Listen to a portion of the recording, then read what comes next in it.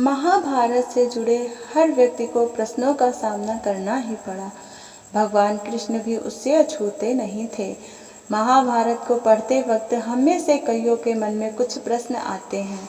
ऐसे ही कुछ प्रश्न उद्धव जी ने श्री कृष्ण से पूछे थे और उन प्रश्नों के उत्तर भगवान श्री कृष्ण ने इतने सुंदर और सटीक दिए कि उद्धव जी की सारी शंकाएं ही मिट गई। उद्धव जी श्री कृष्ण के सारथी भी थे और सखा भी थे। एक दिन श्री कृष्ण ने उद्धव से कहा, हे उद्धव, तुमने आज तक मुझसे कुछ नहीं मांगा, आज तुम मांगो। उद्धव, जो तुम चाहते हो वह मांगो, मुझे बहुत प्रसन्नता होगी, बहुत संतुष्टि मिलेगी। मुझे अपना ऋणी ना बनाओ। उद्धव, मांगो, जो इच्छा हो वह मांगो। उद्धव ने उत्तर दिया, मुझे कुछ नहीं चाहिए माधव, मुझे केवल मेरे प्रश्नों के उत्तर चाहिए। मेरे शंकाओं का समाधान कर दो। सखा, मैं आज तक आपकी लीलाओं को समझ नहीं पाया। आपके उपदेश कुछ और थे और व्यक्तिगत जीवन कुछ और था। हे लीलाधर, मेरे प्रश्नों का उत्तर देकर मुझे संतुष्ट करिए।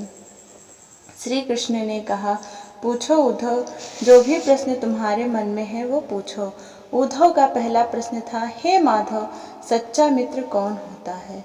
श्री कृष्ण ने उत्तर दिया, सच्चा मित्र वो होता है जो आवश्यकता पड़ने पर बिना मांगे ही अपने मित्र की सहायता करे। इस पर उद्धव ने कहा, हे माधव, आप तो पांडवों के आत्मीय और प्रिय मित्र थे, परंतु क्या आपको नहीं लगता आपने जो सच्चे मित्र की परिभाषा दी है, आपने उस परिभाषा के अनुसार कार्य नहीं किया? यदि किया होता तो उस दिन युधिष्ठिर को दूत किरणा से अवश्य रोका होता। यदि आपने उन्हें रोका नहीं था तो आप उन्हें जिता तो सकते ही थे।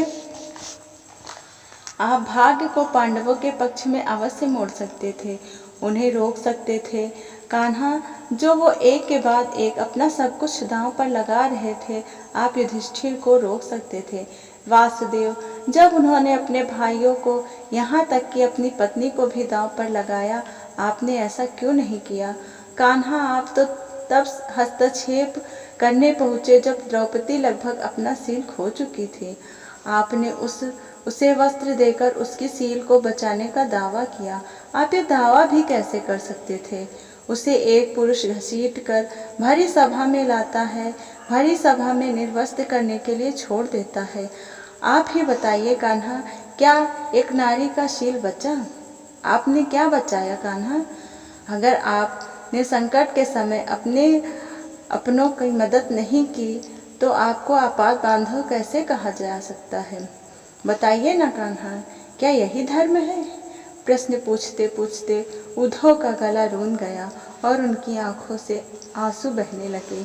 इस पर भगवान श्री कृष्ण मुस्कुराते हुए बोले, प्रिय उद्धव, यही सृष्टि का नियम है, विवेकवान ही जीतता है। उस समय दुर्योधन के पास विवेक था, धर्मराज के पास नहीं। यही कारण है कि धर्मराज पराजित हुए। उद्धव उत्तर सुनकर अचंभित थे।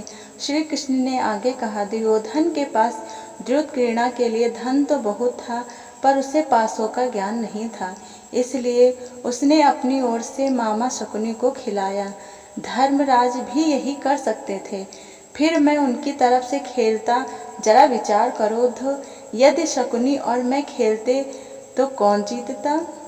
पासों के अंक शकुनी के अनुसार आते या मेरे अनुसार आते? चलो इस बात को भी जाने दो, उन्होंने मुझे खेल में शामिल नहीं किया, इस बात के लिए उन्हें माफ किया जा सकता है, परंतु उन्होंने विवेक शून्यता के कारण एक बहुत बड़ी गलती की। उन्होंने मुझसे प्रार्थना की कि मैं तब तक सभा कक्ष में ना आऊं जब तक बुलाया न जाए। वो नहीं चाहते थे कि मुझे मालूम पड़े कि वो जुआ खेल रहे हैं। मैं कक्ष के बाहर प्रतीक्षा करता रहा, परंतु किसी ने भी मुझे नहीं बुलाया। भीम, नकुल, अर्जुन, सहदेव सब के सब भाग्य और दुर्योधन को कोसते रहे, किसी को भी मेरी याद नहीं आई।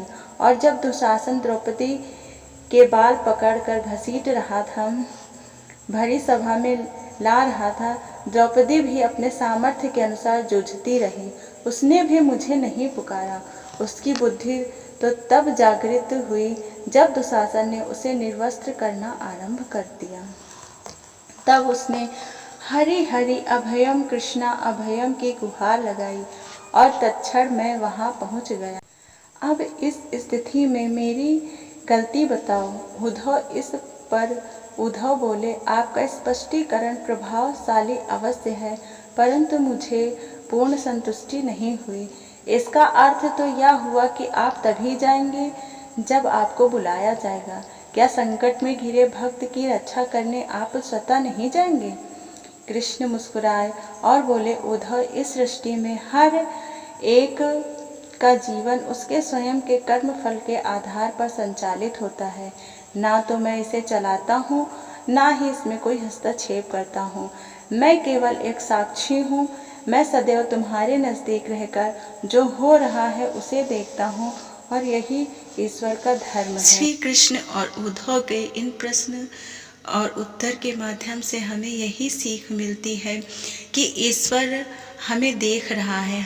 हमारे सारे कर्मों को ईश्वर देखता है। ईश्वर से कुछ भी नहीं छिपा है, पर वह हस्तक्षेप नहीं करता। हमें अपने कर्मों का ही फल भोगना पड़ता है। इसलिए ईश्वर पर भरोसा रखिए और अच्छे कर्म करते रहिए। ईश्वर को अपने आगे रखिए।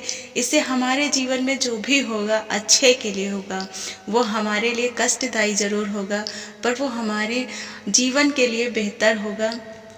अगर वीडियो पसंद आता है तो लाइक करें और हमारे चैनल को सब्सक्राइब करें ऐसे ही वीडियो पाने के लिए, और बेल आइकन को ज़रूर दबाएं।